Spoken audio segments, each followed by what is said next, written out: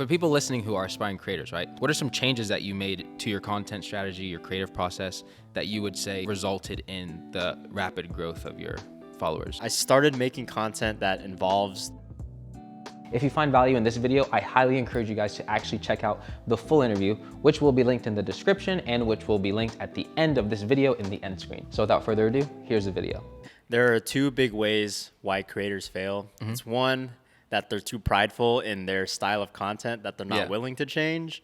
And they end up doing the same thing over and over again, although it's still never popping off. Or they're going the total opposite, where they're only trying to copy what's working, but they never can be that creator that they're copying because they're always playing a game of catch up. And that's never going to be a good long-term decision.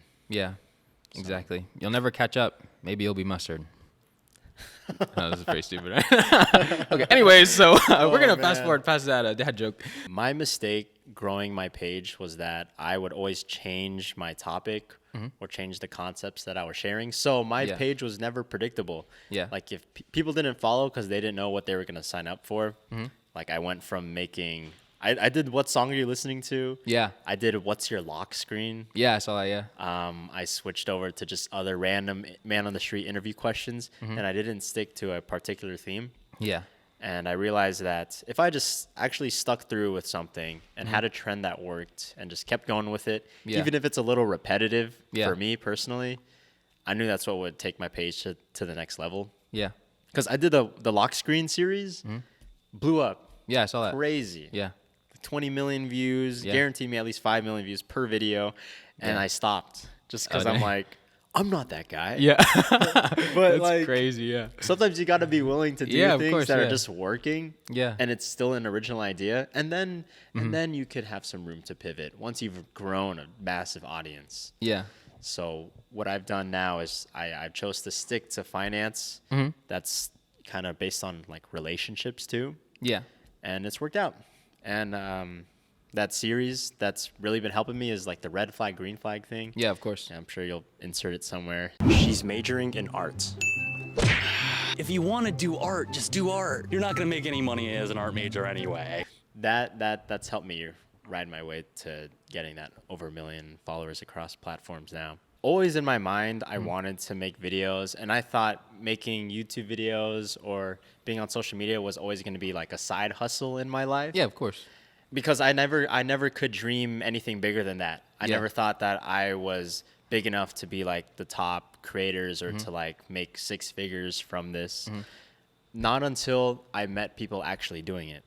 And I think that's a big turning point for a lot of creators is they realize the potential once they see people actually doing it that are actually like that's they can talk to face to face. For people listening who are aspiring creators, right? Let's just kind of talk about how you were able to go from that 500,000 to over 1 million followers across all your social media platforms, right? In that given time period. So what are some changes that you made to your content strategy, your creative process, that you would say resulted in the rapid growth of your followers? I started making content that involves the audience watching it. My videos leave room for interpretation for the viewer. So that's why the comments are always popping on these videos, because it's still like a little controversial. The questions I ask are very open-ended, and I don't exactly pose anything as right or wrong in the video. I let the people decide on that. I think of topics that would bring up tension if I just brought it up in any other conversation or group of people. And I put that into the video, you know, because some people feel really strongly about it or have strong opinions about whether or not you should give money to your parents when you're older. And a lot of people, they don't talk about it. So what they feel is like the right answer. 100%. And someone could have a totally different background for that. Dang. So you're instigating fights, anger. You're like, I want these comments to pop off. You know what's crazy, though, is that the videos that do the best are the people who have the most logical and reasonable answers. Oh, 100%. I thought it would be the people who say the outlandish things where I'm like, I know now who's going to get hate when I hit upload. When you hit upload, And sometimes, bro, I upload it and I just let those comments roll for like the first 5 hours. And then I'll turn the comments off. Because I know the algorithm's got it already. That's crazy, man. Use that.